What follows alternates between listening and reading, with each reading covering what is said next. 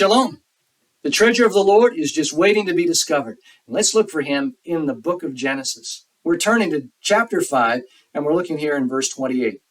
When Lamech had lived 182 years, he fathered a son, and called his name Noah, saying, Out of the ground that the Lord has cursed, this one shall bring us relief from our work and from the painful toil of our hands.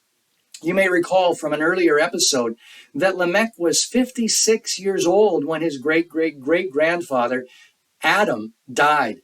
And it's very possible that he had heard firsthand from Adam the accounts of creation from his viewpoint and his time in the Garden of Eden and how they had been cast out because of their sin. But the promise that God had given in Genesis chapter 3 and verse 15, that he was going to send a deliverer to crush the head of the serpent. Generations have passed now, and Lamech and his family is feeling the weight of sin, and they're burdened down by it. And so he, by faith, is naming his son Noah. Comfort and rest is what his name means. Anticipating, perhaps my son is the one that God is going to send as the deliverer. Well, it turns out that he wasn't the one, but he was the one who served as a foreshadowing of the Messiah, the one who would come and crush the head of the serpent. Even to the point that the Jewish sages speak about the Messiah in the Talmud, Jewish writings about traditions, that one of his names would be Comforter. And so we see even in Noah's name, meaning comfort and rest, the one who would bring comfort. Well, the Lord speaks to Noah and he tells him, I want you to build an ark. Looking down in chapter 6 and verse 13. God said to Noah, I've determined to make an end of all flesh, for the earth is filled with violence through them. Behold, I will destroy them with the earth. So make yourself an ark of gopher wood. Make rooms in the ark and cover it inside and out with pitch. Now, remember, when Moses wrote the book of Genesis, he's writing it to the people who have a first-hand view and experience with worship in the tabernacle. It's interesting that the word being used here for cover it, the ark, with pitch, it's a word that's used only in reference to a covering or atonement. So in Exodus chapter 25, speaking about the Ark of the Covenant, they were to build a covering for that, a cover, which is the same word, the atonement cover, as the word for pitch here in the Noah's Ark.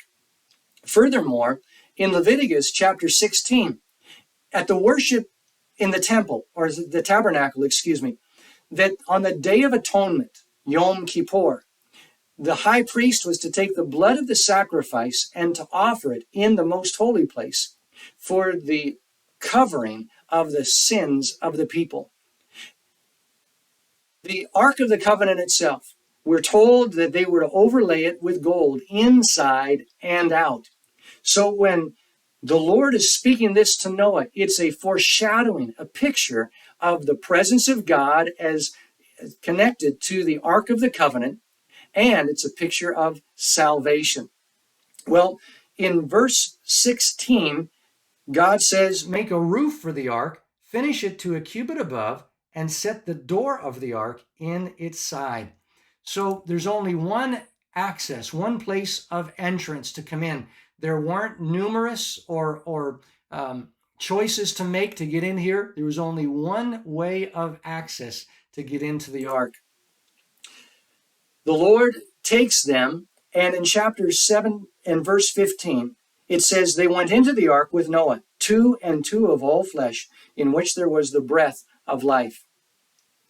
And those that entered, male and female of all flesh, went in as God had commanded him, and the Lord shut him in. So it was God's doing his work and getting them prepared for when the judgment is about to come upon the earth. Well, the waters came, the flood destroyed all those living upon the earth. And then when the waters subsided and Noah was able to leave the ark with his family and with all of the animals, the Lord speaks to him in chapter 9 and verse 11. And he says this, I will establish my covenant with you, that never again shall all flesh be cut off by the waters of the flood, and never again shall there be a flood to destroy the earth. And God said, this is the sign of the covenant that I make between me and you, and every living creature that is with you for all future generations. I have set my bow in the cloud, and it shall be a sign of the covenant between me and the earth.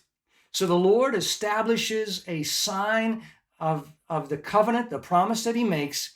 It's the rainbow. So every time somebody sees a rainbow in the sky, it's a reminder that God is true to his word and that he is full of grace, that he's giving grace now, a period of salvation.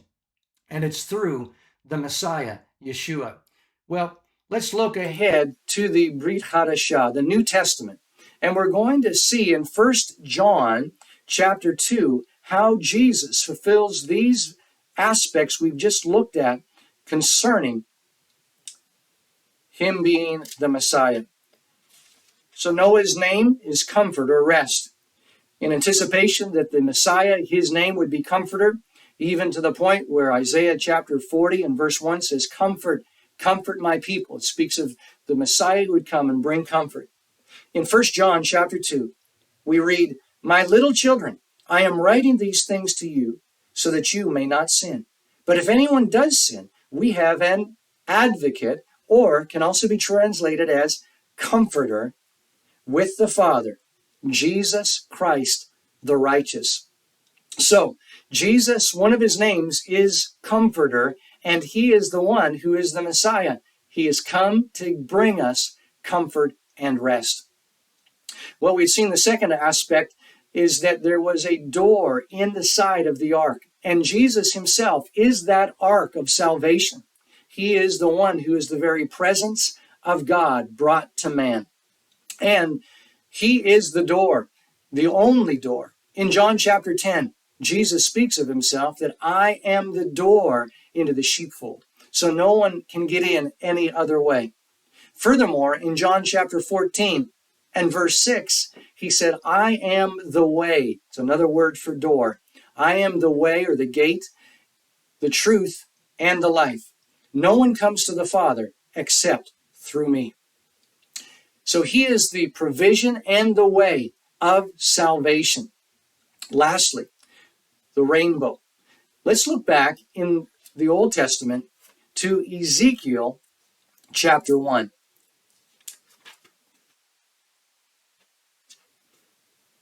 Ezekiel is having an incredible vision of the throne room of God, and there are living creatures, and he describes them. We won't take time to get into all of those details, but we see in verse 26, and above the expanse over their heads, the living creatures, there was the likeness of a throne in appearance like sapphire, and seated above the likeness of a throne was a likeness with a human appearance.